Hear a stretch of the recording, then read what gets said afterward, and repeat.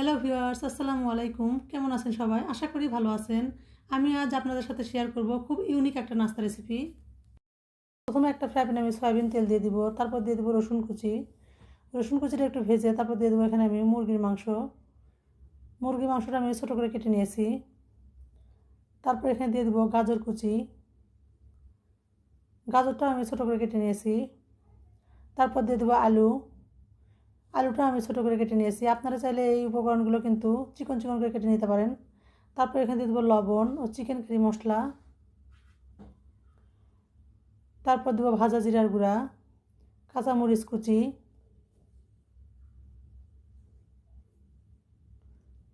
তারপর দেবো হলুদের গুঁড়া, মরিচের গুঁড়া ও ধনিয়ার গুঁড়া। আবারও এগুলো আমি নেড়েচেড়ে মিশিয়ে নিব।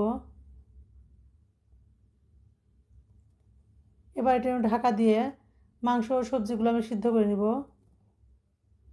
তারপর আমি এটা তেলে একটু ভেজে নিব ভালোভাবে।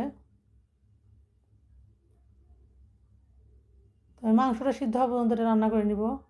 তো মাংসটা আমার সিদ্ধ হয়ে গেছে, এবার এটা আমি এক পাশে রেখে দেবো। তারপর একটা বাড়িতে আমি পরিমাণ মতো ময়দা নিয়ে নিব। পরিমাণ মতো ময়দা দিয়ে আমি এখানে সামান্য লবণ ও পানি দিয়ে অল্প অল্প করে পানি দিয়ে আমি একটা পাতলা ব্যাটার তৈরি করে নিব। তো ময়দার ঘনত্বটা দেখেই বুঝতে পারতেছেন কেমন হয়েছে। এবার একটা ফ্রাই প্যানে আমি সামান্য সয়াবিন তেল টিস্যু পেপার দিয়ে মুছিয়ে নিব। তারপর আমি এই ময়দার ব্যাটার থেকে 1 চামচ করে দিয়ে পাতলা রুটির মতো বানিয়ে নিব। এই কাজটা কিন্তু খুব অল্প অল্প তাপে করতে হবে। এই সময় কিন্তু চুলার আঁচটা একদম অল্প হিট রাখতে হবে। এভাবে উল্টে পাল্টে আমি হালকাভাবে রুটিটা সেঁকে নিব। তোমার রুটিটা সেঁকা হয়ে গেছে, এভাবে আমি সবগুলো রুটি সেঁকে নিব। এবার এই রুটিটা হালকা ঠান্ডা হয়ে আসলে আমি এরপর মাংসের পুরটা দিয়ে এভাবে উপরে থেকে আমি টমেটো সস দিয়ে দিব। তারপর দিয়ে দেবো মোজারেলা চিজ, চিলি ফ্লেক্স।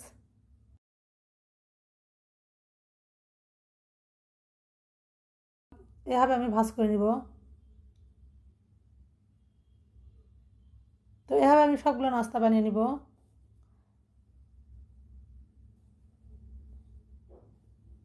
এবার একটা ফ্রাই প্যানে আমি সামান্য সয়াবিন তেল দিয়ে ব্রাশ করে নিব। তারপর এই নাস্তাগুলো আমি ভালোভাবে এর উপর সেট করে দেব। উপর থেকে টমেটো সস ব্রাশ করে দিব।